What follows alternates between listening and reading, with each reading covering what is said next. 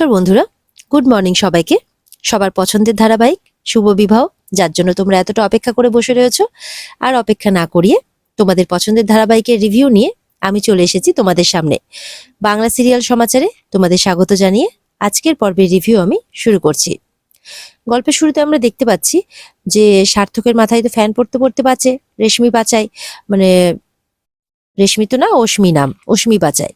তখন সুধা শ্বশুরমশাই বলছেন, আজকে আমি একজন ইলেকট্রিশিয়ানকে ডাকবো, ডেকে আমি সমস্ত লাইট ফ্যানের কানেকশনগুলোকে আরেকবার করে চেক করিয়ে নেব। তখন তেজের শাশুড়ি মা বলছে, হ্যাঁ তুমি তাই করো, আজকে সার্থকের উপরে হয়েছে, কালকে আবার যদি অন্য কারো উপরে হয়।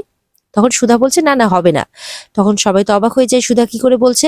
তখন সুধা কথা পাল্টে বলে, আসলে ওইদিকে ওই গুরু বাবা, মানে সুধা বলছে সাধু বাবা যা যা বলছিল তাই কিন্তু অক্ষরে অক্ষরে মিলে গেছে, আর সাধু বাবার কথা অনুযায়ী অশ্মি অশ্মি ওর প্রাণ বাঁচিয়েছে। তখন জ্যোৎস্না বলছে, হ্যাঁ সুধা একদম ঠিক কথাই বলছে। ছোটকা তখন অশ্মিকে ধন্যবাদ জানায়, যে তোমাকে যে আমি কি বলে ধন্যবাদ দেবো, তুমি না থাকলে আজকে আমার ছেলেটার অনেক বড় বিপদ হয়ে যেত। এদিকে তেজ মনে মনে বলছে, তাহলে কি আমি সুধাকে ভুল বুঝছিলাম শুধু শুধু। তেজের বাবা তখন তেজকে বলছে, আমার না আর কোনো ভুল নেই, এই গজাননী রশ্মিকে, মানে উনি অশ্মিকে রশ্মি বলছেন, রশ্মিকে আমাদের বাড়িতে পাঠিয়েছেন সবকিছু ভালো করে দেওয়ার জন্য। ছোটকাকে গিয়ে বলছে, তুই আর বিয়ে নিয়ে দেরি করিস না, আর এই ব্যাপারটা ফেলে রাখিস না, যত তাড়াতাড়ি সম্ভব বিয়েটা দিয়ে দে। তেজের মাও এই ব্যাপারে মত দিয়ে দেন। এদিকে ছোটকা বলছে, আমি আর দেরি করব না, আমি এবার বিয়েটা তাড়াতাড়ি দিয়েই দেবো। তখন সার্থক বলছে, এতে আবার বিয়ের সঙ্গে আবার কি সম্পর্ক আছে। সুধা বলছে, কেন শুনলে না সাধু বাবা কি বলে গেছে।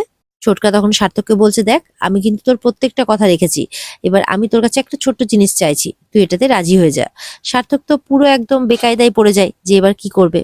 এবার ছোটকা সোজা সার্থকের হাতটা ধরে নিয়ে গিয়ে অশ্মির হাতের উপরে দেয়, আর বলে, কালকেই তোদের আশীর্বাদ আর এঙ্গেজমেন্টটা আমি সেরে ফেলবো, আর আমি কারোর কোনো কথা শুনবো না। তেজের বাবা মা দুজনে এই ব্যাপারে মত দিয়ে দেয়। সার্থক মনে মনে বলছে যে এরা তো পুরো উঠে পড়ে লেগেছে আমার বিয়ের জন্য, এবার আমি কি করি।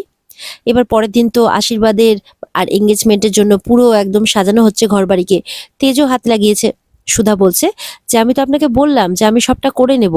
তখন তেজ বলছে, আপনি তো আমাকে অনেক ব্যাপারে সাহায্য করেছেন, বলুন তাহলে আমিও না হয় একটু করলাম। সুধা বলছে, সত্যি আপনার মতো স্বামী যদি প্রত্যেকটা মেয়ে পেতো ঘরে ঘরে, তাহলে কোনো মেয়েকেই হয়তো চোখের জল ফেলতে হতো না।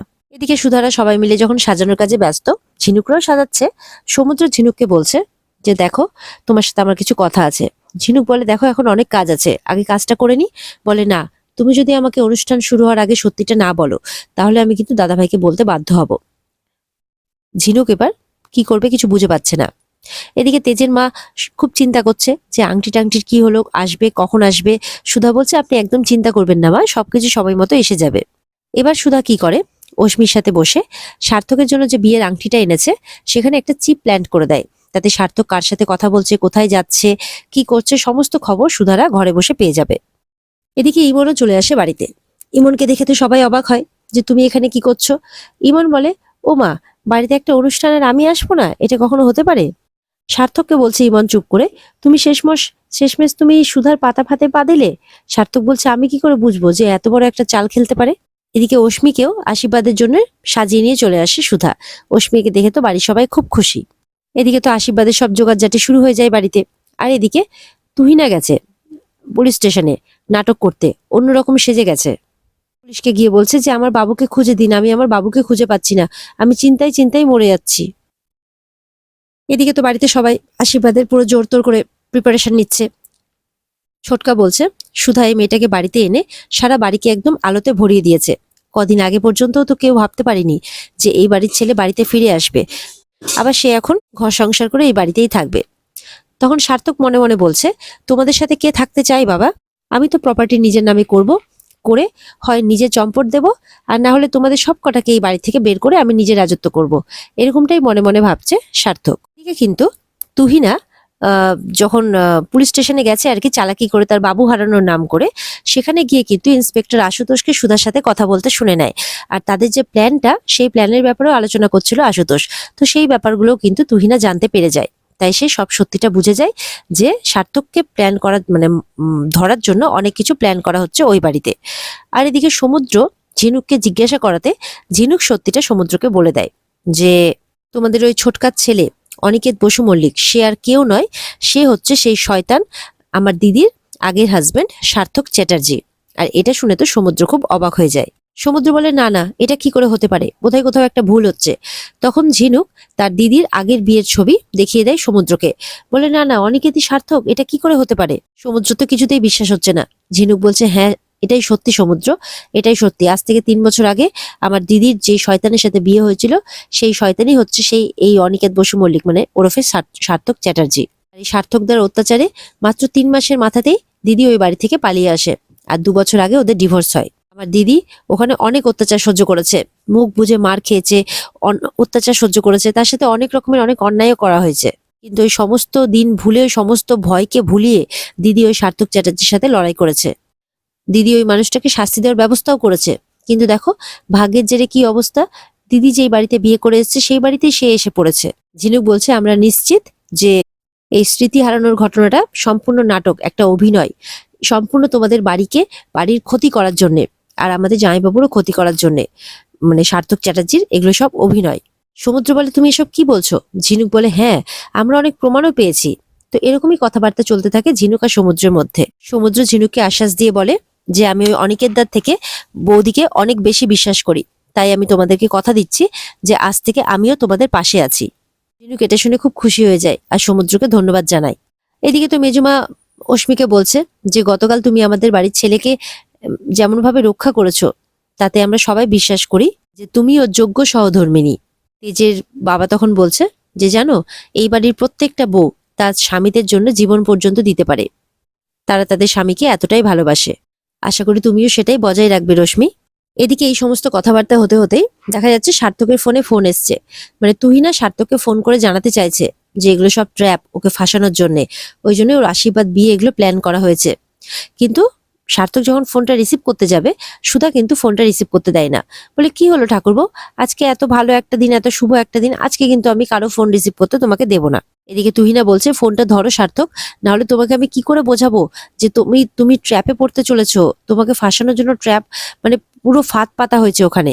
তেজের মা তো সার্থক আর মানে অস্মিকে এক জায়গায় গিয়ে দাঁড় করিয়ে দেয় আর তাদেরকে বলে, তোমরা একে অপরকে মিষ্টি খাইয়ে দাও। এইভাবে তো তারা ব্যস্ত হয়ে যায় আর সার্থকের আর তুহিনার ফোনটা রিসিভ করা হয় না।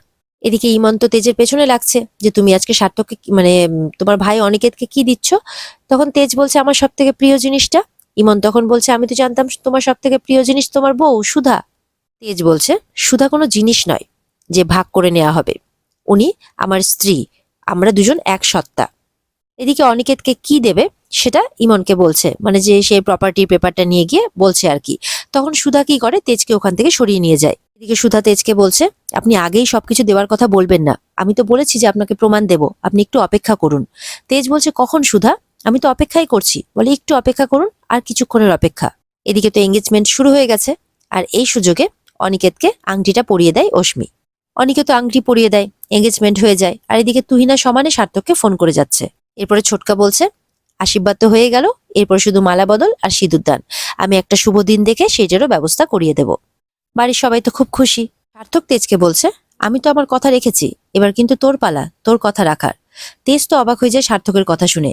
কি ব্যাপার, ফ্যাক্টরি কাগজ পাওয়ার জন্য মানে সার্থক এতটা ইয়ে করছে কেন, মানে অনিকেত আর কি, যে এতটা উৎসাহ কিসের তার একটা ফ্যাক্টরি পেপারের জন্য। তেজ বলে, তেজ বসু মল্লিক কখনো কথার খেলাপ করে না। তখন প্রপার্টির পেপারটা দিয়ে বলে, এই নে, আমার আর সুধোর তরফ থেকে তোর জন্য উপহার। সুধা তো এইসব দেখে অবাক হয়ে যায়। সার্থক পেপারটা হাতে নিতেই মনে মনে বলছে, এই তো, এটার জন্যই তো এত কিছু করা। তুহিনার ফোনটা কিন্তু সার্থক এবার রিসিভ করে আর তুহিনাকে বলছে যে, আমাদের প্ল্যানটা সাকসেসফুল হয়েছে, এই ফ্যাক্টরি পেপার এখন আমার হাতে। তুহিনা তখন সার্থককে বলছে যে, আমরা জিতে যাইনি, বরঞ্চ তুমি ফেসে গেছো। তুহিনা তখন সার্থককে সবটা বলতে থাকে। সার্থক কিন্তু অবাক হয়ে যায় এই কথাগুলো শুনে। আর ওদিকে সুধা মনে মনে বলছে, এবার তোমার কাউন্টডাউন শুরু সার্থক চ্যাটার্জি। আর এখানেই আজকের পর্ব শেষ হয়ে যায়। তো বন্ধুরা, এই ছিল আজকের পর্বের রিভিউ। ভালো লেগে থাকলে অবশ্যই কিন্তু পর্বকে লাইক, কমেন্ট আর সাবস্ক্রাইব করতে ভুলবে না। পর্বের বিস্তারিত দেখার জন্য অবশ্যই স্টার জলসার পর্দায় তোমরা যথাসময়ে নজর রাখবে। তাহলে দেখা হচ্ছে আগামীকালকে। ততক্ষণের জন্য টাটা।